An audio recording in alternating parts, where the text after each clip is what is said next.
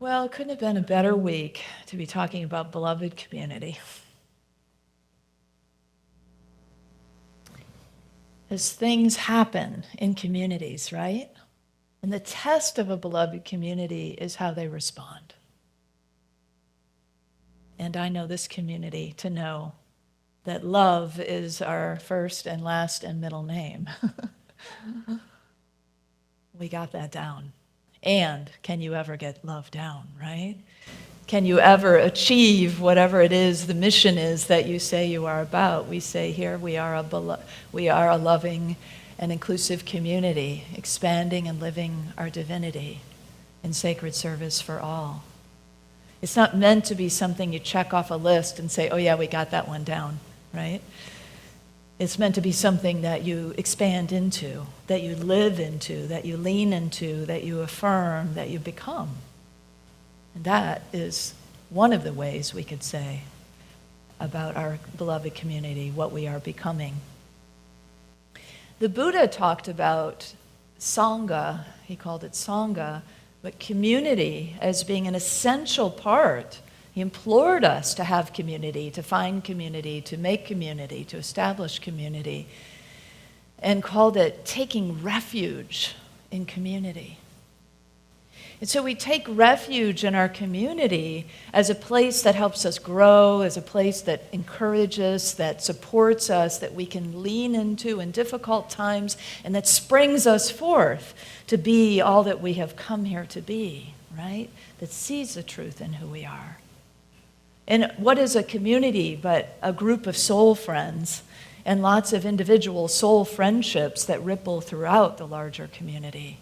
Buddha called friendship a jewel.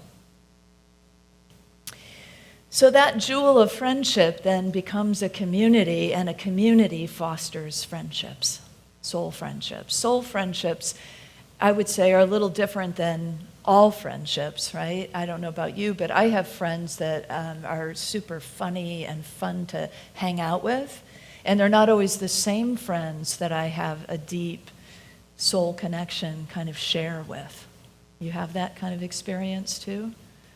Yeah, and sometimes they are both, which is a real win, right? And so our friends, our soul friends, are people that listen to us, that encourage us, that inspire us, that support us, and then allow us to encourage and listen and support and see the truth in them. It's about calling forth the very essence of who we are, having somebody who mirrors that for us in ways that we are similar and can point out our own blind spots in the ways that we are different, because they have the eyes to see those blind spots, and vice versa. And so we are on that journey together. The philosopher Josiah Royce coined the term beloved community.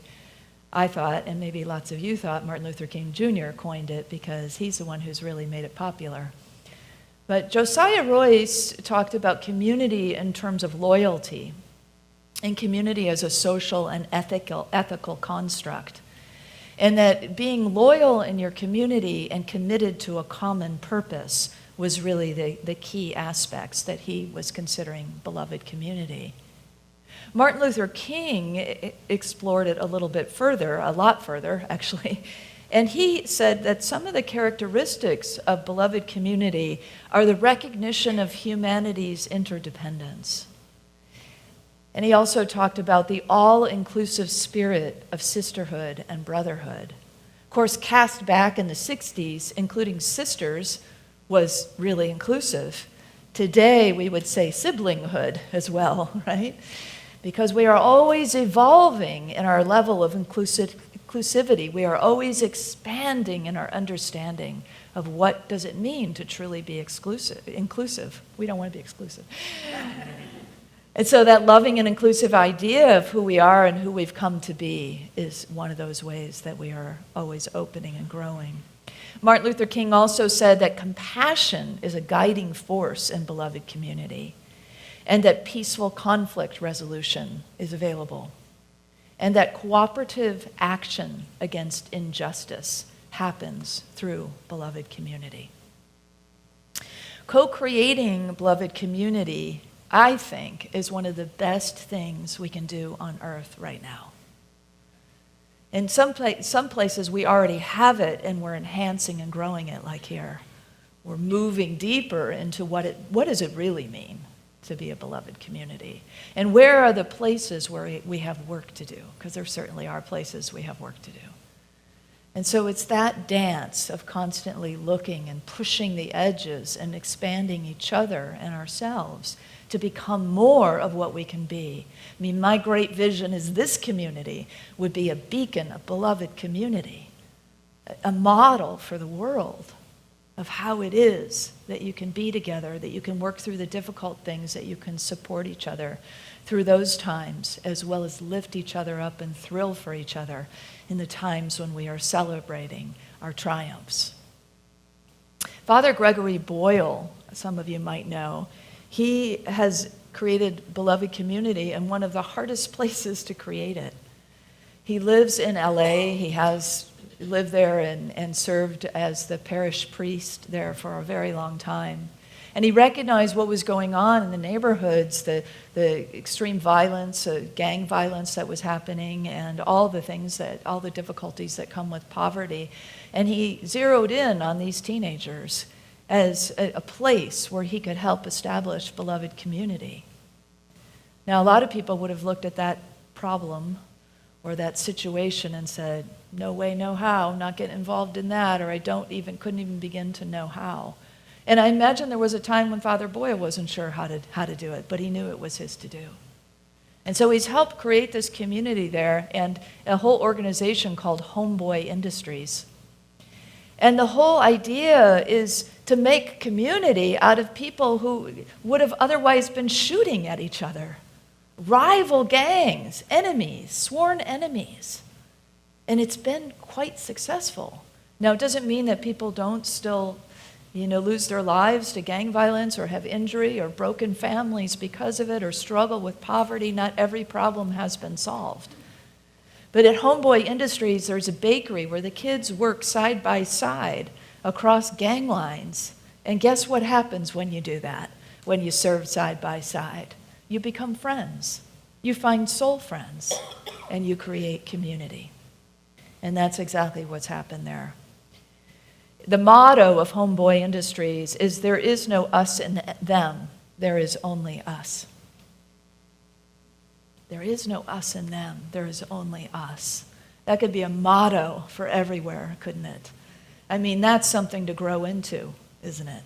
Because our world keeps becoming more and more and more about us and them and polarity and duality. And if we don't take up the ethos that says there is no us and them, there is none. It doesn't exist.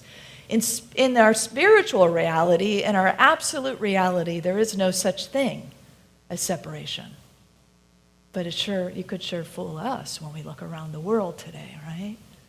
So if we all took up this motto, there is no us and them, there is only us, everything shifts. Then everybody becomes our brother and our sister, our sibling, our son and our daughter, our child, our parent, our grandparent, our uncles, our aunts, and on it goes, our cousins. Everybody truly becomes not just a platitude of human family, but a real living, pulsing heartbeat of love that connects human family. That makes beloved family out of the entire planet. And what I'm suggesting here is that we work together in a really deliberate way to make this a beloved community that other people can look to and say, that's something I want to emulate in my own village, in my own space, in wherever it is that we go out into the world. One of the homeboys said, I'm used to being watched, but I'm not used to being seen. How many people in our society could say that? I'm used to being watched, but I'm not used to being seen. Ask any immigrant. I'm used to being watched. I'm really being watched now. Today is the Day of the Dead, a time when there would usually be lots of celebration in the streets. And there's a lot of fear in the streets. How do we create beloved community? so people feel safe. We can participate in that together. There's personalities to consider in a community. You know, there are people who show up, well, really, the cultural preference is extroversion, right? And so you might think as we're creating beloved community, oh, the introverts aren't really participating because they're not lingering in all the social connection time. But just understanding those differences, that an introvert just needs time apart from the crowd to recharge, doesn't mean that we don't need both in community. We need all these different ways that we show up. And so we don't often think of personality, but as in our spiritual walk, but as ordinary mystics, it comes into play. And we start to recognize that this too matters, that we understand each other in these ways, even if they seem like surface kinds of ways. I know this might be astounding to some of you, but some people would prefer not to be hugged. They maybe have people they like to have hug them, but maybe not people that they don't know as well. And some people have high sensitivity to touch. And so just to recognize in a hugging community like ours, to honor that. It's not a problem to be solved. It's a preference to be honored. That's all. And so that we get to know each other in that way. We honor each other in that way. We welcome each other in that way. In all the ways that we might show up with differences, we celebrate our diversity. That's what a beloved community does. Do you remember Brené Brown's work around belonging? She's a social researcher, an author if you don't know her. And belonging is not about fitting in. For so long, we've had this 7th grade idea about what belonging is, you know, and we're still carrying it in our middle age or in our whatever, 20s, 30s, 70s, 80s, 90s, whatever it may be. We're still trying to fit in, thinking that's how I belong. But it's actually quite the opposite. By being your own authentic, unique soul expression, by being who you've come here to be, by being that person who nobody is like, that's how you create beautiful community. Yeah? And so shining our lights in all their beautiful, unique ways and honoring them with one another. You know, the golden rule is found at the heart of every religion. And the golden rule, of course, is to treat others as you wish to be treated. And just as religion evolves into wider understandings of spirituality, even the golden rule has evolved into what some people call the platinum rule, which is treat others as they wish to be treated. And so once we know how somebody prefers to be treated, we treat them that way, not how we want to be treated. All of this is a part of understanding and developing and healing and reconciling and coming together to create a tighter knit family, a safety net, a cosmic safety net for one another, and a springboard for all that we are becoming. The celebrated Sufi poet often addresses the beloved or the friend as the divine. But also in his poetry, when he uses friend or sun or light, he's reflecting upon his soul friend, Shams. Shams and Rumi apparently were super close, and Shams really was Rumi's muse in many ways. After Shams made his transition, Rumi's poetry was illuminated with something new. Shams in Arabic actually means sun, and so you'll hear a lot of symbology of light and sun and friend. Here's one of his passages from his poetry, and you could maybe think of your own soul friend as you consider this. Friend, our closeness is this. Anywhere you put your foot, feel me in the firmness under you. When we talk about affirmative prayer, we talk about making something firm, you know. And really what we are doing as soul friends is affirming each other, right? And also being that solid ground on which somebody can move through the world. I've often talked about the fact that I've had prayer partners, and that just knowing they're out there, even if we're not praying all the time, just as you might have people like this that you connect with, or soul friends that you connect with, they're anchors for you in the world. You know that at any moment you could call that person up and say, hey, I need something. And maybe it's a family member. But even if you don't call literally in a physical way, you can call, right? Or you can know, as I step into this difficult thing, or as I step into this new dream, or as I open myself into the possibility that I have been called forth into, or as I take this next thing, do this next thing that might feel kind of scary to me, I know that there is solid footing beneath me. And of course, that's the allness of spirit as well as a soul friend that we might have somewhere out there that we know always has our back, or in this case, it's got our foot, right? Another thing that Rumi said was another passage about friendship. There was a dawn, I remember, when my soul heard something from your soul. I drank water from your spring and felt the current take me. And so there are times when we drink from each other's spring, right? Times when we share with one another, whether it be in communication or creativity or whatever it may be, that we flow with each other. Soul friends reveal our truest selves, and soul friends call us up higher, and soul friends help us illuminate our shadows. Some friends won't point those things out to you, but soul friends will. It might be how you can tell a soul friend. In this chapter on connection, Mirabai writes about a story where she had this soul friend, this friend who entrusted her to read some of her work. And when you've done something creative, you might know how that is to put it out there or to give it to somebody. It's like handing them a little piece of your soul and saying, would you take a look at this and let me know what you think? It's a song we wrote, or it's a poem we wrote, or it's a painting we made, or it's a dance we're doing, or whatever it may be. We reveal that part of ourselves that's so true and so tender, and we entrust it into somebody's hands. And this is the case with Mirabai and her friend Annie. I think she's referring to Annie Lamott, if you know who she is. But anyway, Annie sent her some things to review, some writing, and Mirabai, as a fellow writer, knew how entrusting this was, how important this was, and she got really busy and forgot. And when she remembered that she forgot, she went into a whole spin of shame around it.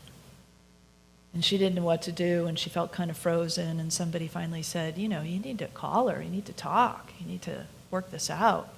Which she finally did, and they became closer because of it. Anybody ever been down that road? Yeah. It's when difficult things come that we don't just run, right? But that we might consider how important this person is to us, or what the potential is here for this connection. Or even if we think we might part ways, at least to have some sense of completion.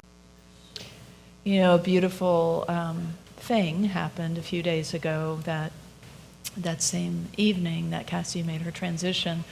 During the day, Gia, I don't know if Gia is here, I didn't see Gia. Oh, she's outside. Gia was with Cassie. So I don't know how all the connections got made, but I do know that Jody met Cassie at the dog park. And Jody Duvall is one of our best ambassadors for bringing new friends to our community. And so she befriended Cassie, she invited Cassie, Cassie brought her family, then Cassie had a baby, and we celebrated that baby. And babies bring new life and new hope and new excitement. And so we don't expect these things to happen, and our human hearts break when things happen out of order. Right? We don't like it when things happen out of order. And And so it's not to understand with our minds, because we never will. It's just to walk with our hearts in the authenticity of wherever we are, to accept what is before us, to band together, to bless each other, to pray as we have, to feel our feelings, to cry our tears, to be beloved community. And so this is one of the many ways that we show up for each other. You may have unlikely friends along the way in beloved community. You may see people here that you think, well, that person I probably won't be friends with, but that person I think I would be, right? But you never know, right? If you just open your heart. In fact, there's a writing prompt in this chapter that says, Ode to an Unlikely Companion. I've had some really unlikely companions, soul friends, and maybe you have over the years. One of them was Stephen. He was a big bear of a man. He was twice my weight and more than twice my age. We were co-workers, and he became my roommate. I would have never written down some of the characteristics of Stephen I would have written down as a friend. We had beautiful meditations together. We romped through past life regression and other kinds of interesting spiritual things. He took me for rides on his motorcycle and all other great conversations. And Stephen had a reputation as a womanizer. He held beliefs about homophobia that were very hurtful for me. And still, he was my soul friend. And so it's important, I think, for us to not put people in boxes and think people have to be like us in order for them to be our soul friend. In fact, I think if left up to Spirit's devices, it's most likely your soul friend will be a very unlikely companion for you. So let's just look around with these breaking open hearts, and recognize that we are family. And that together we are creating a beloved community, that together we know that there is something significant and special, maybe profound, maybe simple, for you, or you wouldn't otherwise be here. And I want to invite you in some simple ways just to step further into the community, to be even more a part of it. Maybe 2 things you could do today. One is come to our annual meeting. As a recent member said, I became a member, I wanted to come to this class because I wanted to kind of pop the hood and see what was underneath, see a little bit more about how this operation works, you know. And then sign up, we have to register ahead of time. Please sign up for the Jerry Workshop. This is a really important step, a kind of step toward beloved community. Across gender expression. There's a lot of healing and reconciliation there for us, and a lot of new things that can blossom out of that.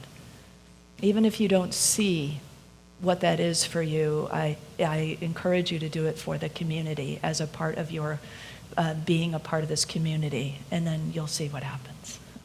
Hearts break open there and come back together in celebration. And that's what we're about, isn't it? Isn't that what we have signed up for? To be love, to give love, to receive love, as the song said earlier, to allow our hearts to break open, allows our hearts to expand into greater levels of love. And so we do, and so we are right now, together, today, and every day thereafter. And knowing that by doing so, we attract more and more and more of the people that want to be a part of co-creating such a beloved community. You are my soul friends. And together, personally, you help me fulfill no greater purpose that I have now than to co-create beloved community. And I think a great purpose for our world right now is exactly that. We can rally together and do that. We've already got such a good start. So I want to invite us just to affirm our soul friendships, our beloved community, and your amazing, loving hearts. Together, I am a soul friend co-creating beloved community. And so it